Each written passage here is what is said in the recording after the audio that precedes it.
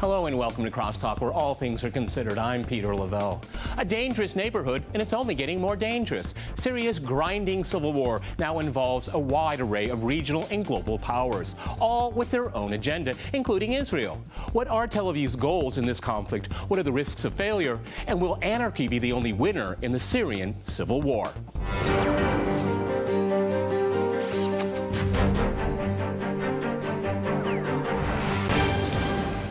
To crosstalk the war in Syria, I'm joined by Dan Arbel in Washington. He is a guest scholar at the Sabin Center for Middle East Policy at the Brookings Institution and a former Israeli diplomat. Also in Washington, we have Nabil Mikhail. He is a political analyst. And in London, we cross to Sabah Al-Mukhtar. He is the president of the Arab Lawyers Association in the UK. All right, gentlemen, crosstalk rules in effect. That means you can jump in anytime you want. Dan, if I can go to you first in Washington, what is Israel's agenda in this war right now? Because we hear maybe a buffer zone could be created into Syria. Well, Israel is not intervening in the conflict taking place in Syria, but it's watching the situation unfolding very, very closely. Israel has many concerns regarding what's happening in Syria today. First and foremost, the chemical weapons cache held by the Assad regime and the Israeli concern that it may fall into the wrong hands or may be used by Assad as a last resort. Second, this has been the quietest border along Israel's borders for almost 40 years. And the concern is from a possible spillover of the situation in Syria to the area of the Golan Heights or to the Syrian-Israeli border, like we saw this week when some rebels were firing at Israeli troops that were patrolling on the Golan Heights. So first and foremost, Israel is interested in peace, quiet, tranquility, and this situation not affecting its own security and well-being of its citizens. Okay, Sabo, in London, would you like to jump in here? It sounds kind of benign, what we just heard. Well, I think the Israeli problem is with the people, not with the regimes. Israel has never had problem with the regimes in any of the countries. Their problem is always with the people in that region. The animosity toward Israel is so deep-rooted that it doesn't matter what regime you have. And if you have a situation where there is no dictatorship like the one which exists at the moment, then it's going to be free for all to vent their anger, to take whatever measures they have. And this is the point that Israel is worried about. Certainly, as far as Golan has been, so far it's been very quiet. They don't know how it's going to be when the regime collapses. And I think this is the point that they worry about. But at the same time, they are happy that the Syrians are destroying themselves, are committing suicide, are destroying their army and killing their people. They hope that this will also end up by getting Hezbollah and Iran influence out of there. I want to go to those topics a little bit later. Nabil in Washington, you jump in. What is Israel's objectives here? Let me first define the Syrian conflict, because without a proper definition, things would be confusing. The Syria conflict is the end of World War I. And this means many important developments. I think Israel's goal is shared by Egypt to stop Syria from becoming a wider regional crisis with serious geopolitical implications that are basically favorable to any disruptive force in that part of the Middle East. Okay, Dan, so it looks like Israel is, is getting what it wants because Syria is destroying itself. Well, I don't think that the comment made by Sabah is correct. I don't think Israelis are enjoying this one bit. I think it's a great tragedy, and that is how it is viewed by many, many Israelis. I do agree with Mikhail's comments regarding the Egypt concern and the concern that this thing will spill over or become a regional crisis. And Israel has taken steps even this week, as we've seen, patching up its long, tense relationship with Turkey, just for the sake of having the opportunity, the possibility to exchange views and intelligence and other resources with Turkey as these two countries look at the Syrian crisis. So I reject the notion that this is enjoyable. I think, on the contrary, Israel wants, at the end of the day, for the Syrian situation to stabilize, for the Syrian people to have a moderate leadership, a smooth transition, the smoothest as possible, and hopefully one day also in a situation that can make peace with Israel. Saba, what about you? Because we hear about this buffer zone. Go ahead. No, this idea, the Israeli policy is always misguided because it relies on the use of force, heavy use of force.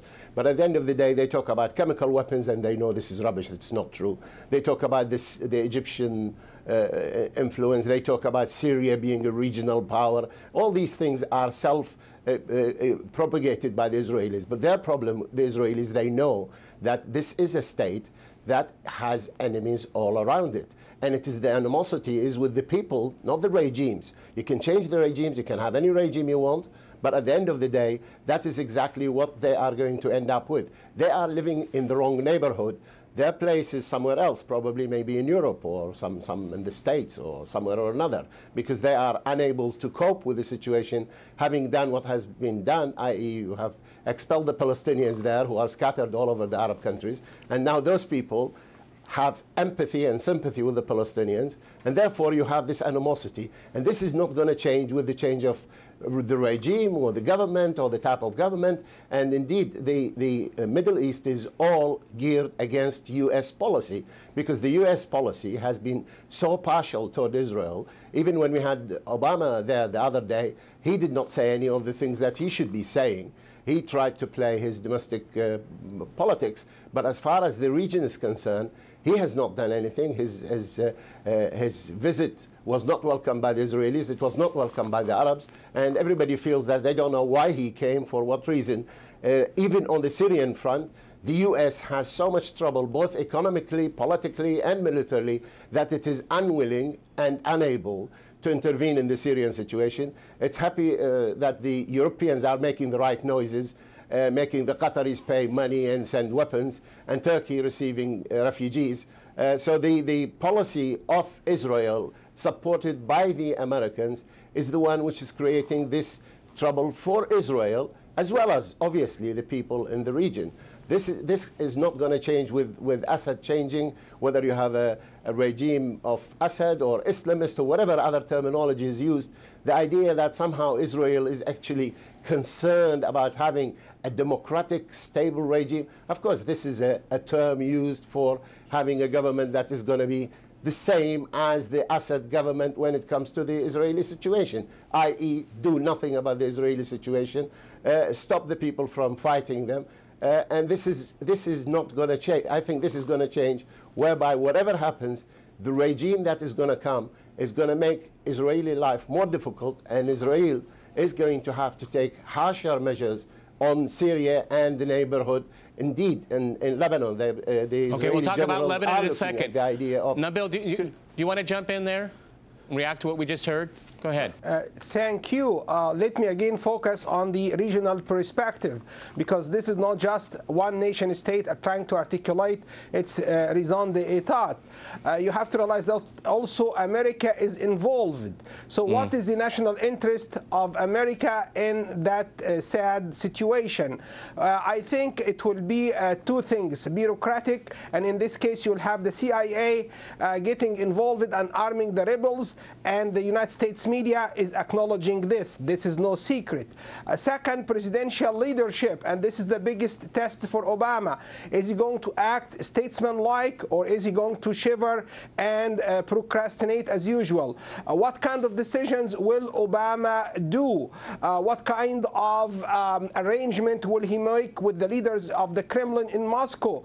How he's going to deal with the opposition in Syria?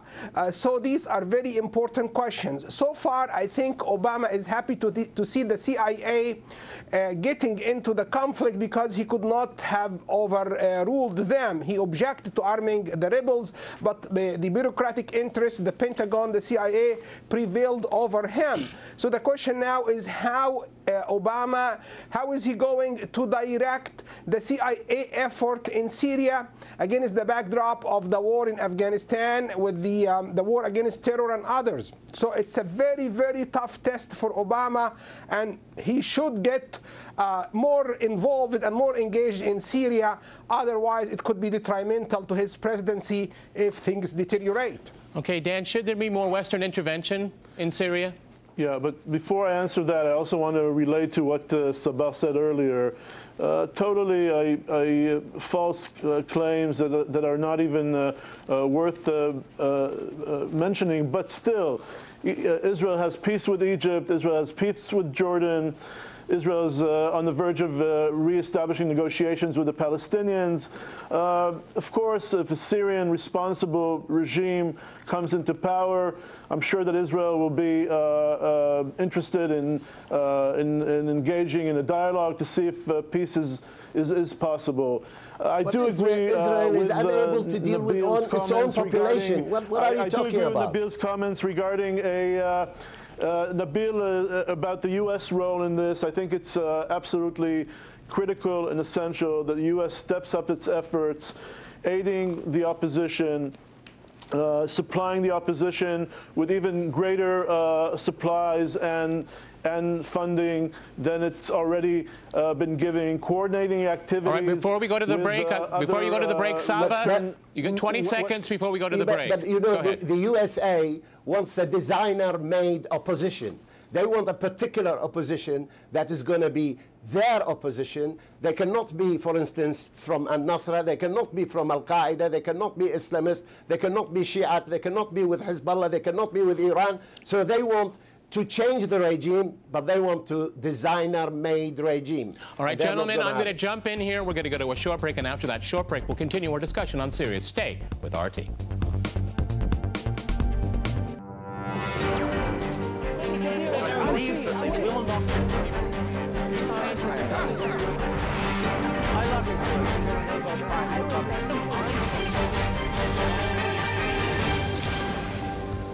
Welcome back to Crosstalk, where all things are considered. I'm Peter Lavelle. To remind you, we're discussing the war in Syria.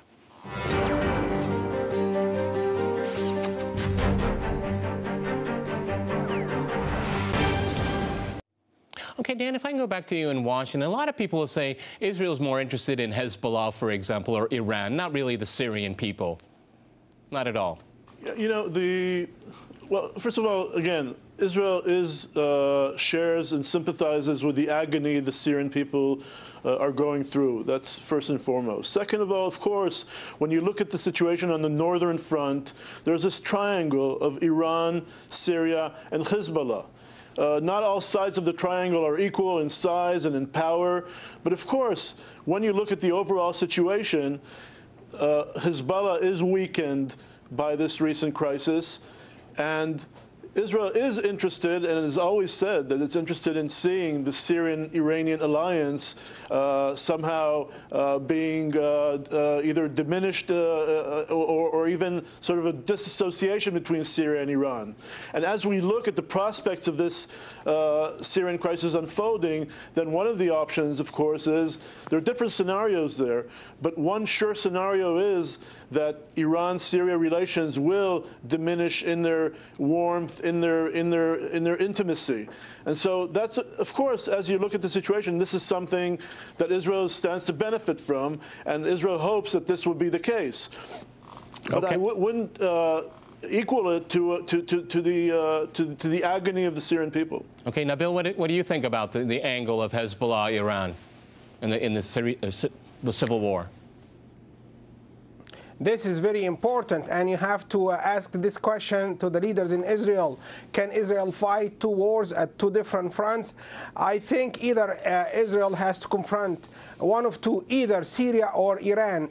either cannot be confronting Israel cannot be confronting Syria and Iran at the same time. So I think Israel will try to establish a sense of priorities, delay the action on Iran because it's more rhetoric than substance, and focus on Syria. How will the Israelis focus on Syria? Again, this refers to what I said earlier. They will not take an action divorced from the U.S. The euphoria over Obama's visit is over, so they will become again nervous as Obama hesitates. But there will be the Israeli military talking to the Defense Department in the U.S., and the Defense Department will prod Obama for an action. So Israel will not do any action prior to a U.S. consent. As far as Hezbollah is concerned, I think Israel inevitably recognizes that Hezbollah will get involved. But will Hezbollah fight the Israelis or fight the rebels? There was a long story about it in the New Yorker magazine detailing many aspects of each side's strategy. But just let me make a final statement, and I feel passionate about it.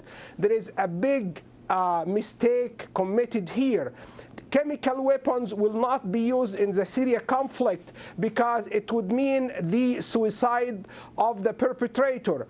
Each side in the Syria conflict wants to survive, including the falling Assad regime. So this is a wrong strategic thinking in Washington.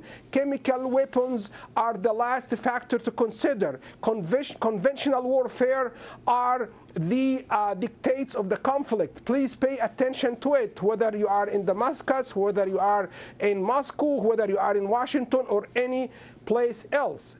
Chemical weapons are the last resort. Saba, jump in London. Go ahead. Can I go back to the point of Iran? I think there is a phobia which the Israelis and the Americans have regarding Iran. Yeah. I am totally opposed to Iran because I come from Iraq, which is occupied by Iran. I'm not defending Iran. But I think there is a phobia which is in Iran, I mean in Israel and in the US over Iran. Iran's role in the Syrian uprising is really negligible because at the present moment, there is the Western powers, the U.S., France, Britain, all the other countries are supporting the rebels. And at the same time, Russia is supporting the regime.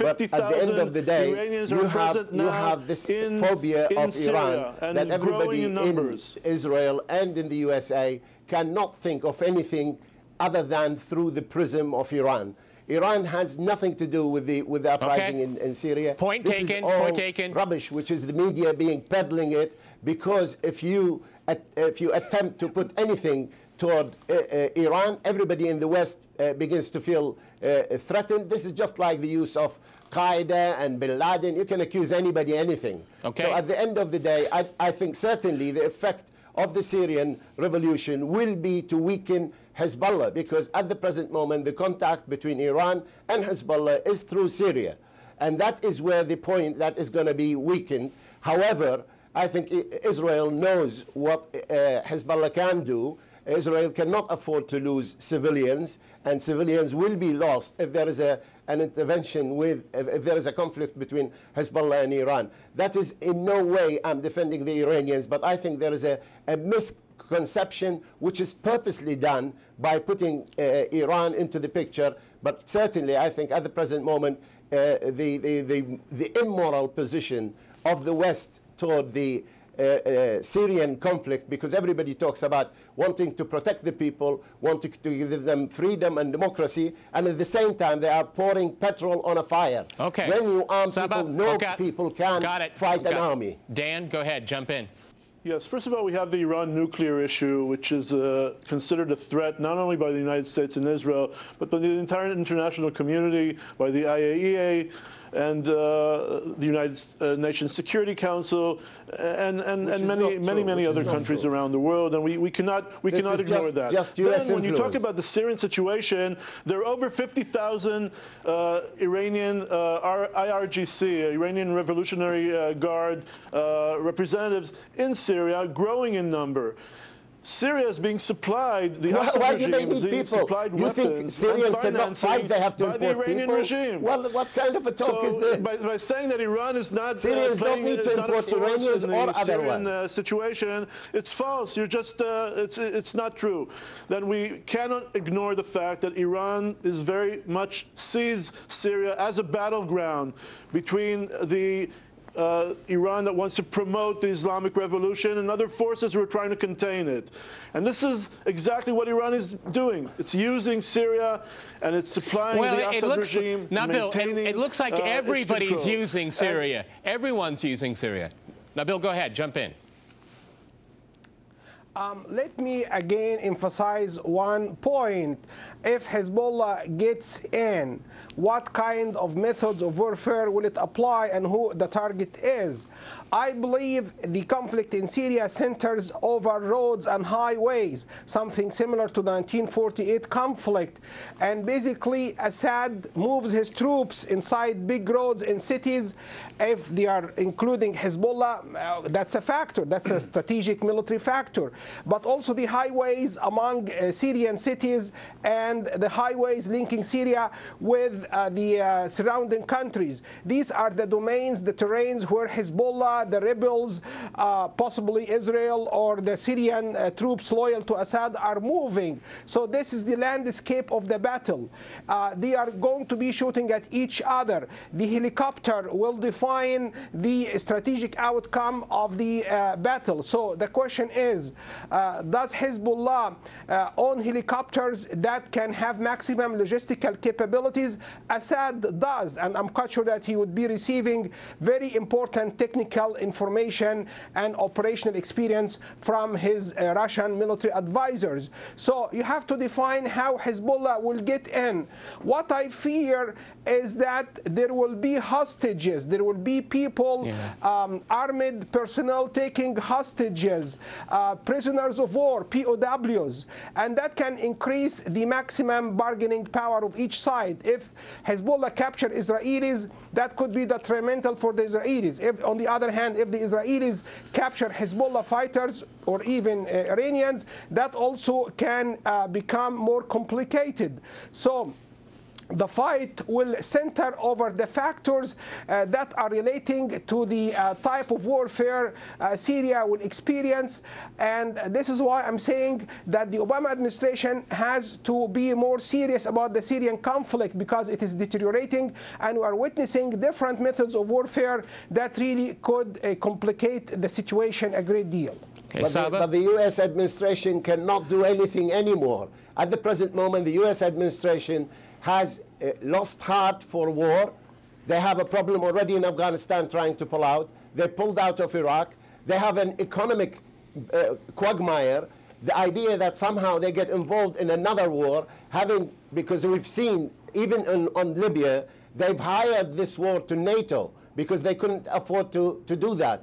At the present moment, no American or European is going to intervene militarily in the situation in Syria, especially that the Syrians are committing suicide themselves. So why should anybody interfere? You just give them more weapons, more arms, and you give the Qataris and the rest of them, the Turks and everybody else to do that, and you let them kill each other, and then you will achieve all your objectives. That is Western objective, US objective, and Israeli objective. And I think, but this is not going to be the end, because if the regime, which has been keeping Syria quiet so far, if it goes, you don't know what you're going to get in its place. And what you get in its place is probably nobody has bargained for. The Americans are choosing individuals. Okay. Today we've seen I'm going to jump in here. Dan, I want to give you the last word. 20 seconds. Go ahead.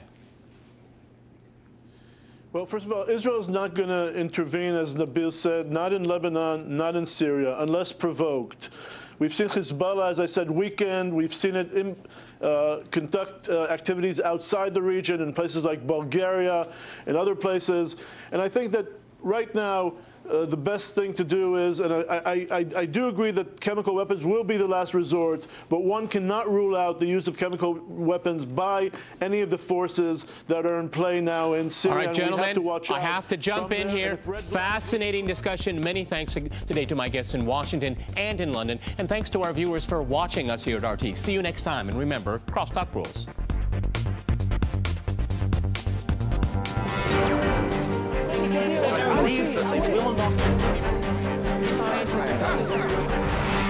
I love it.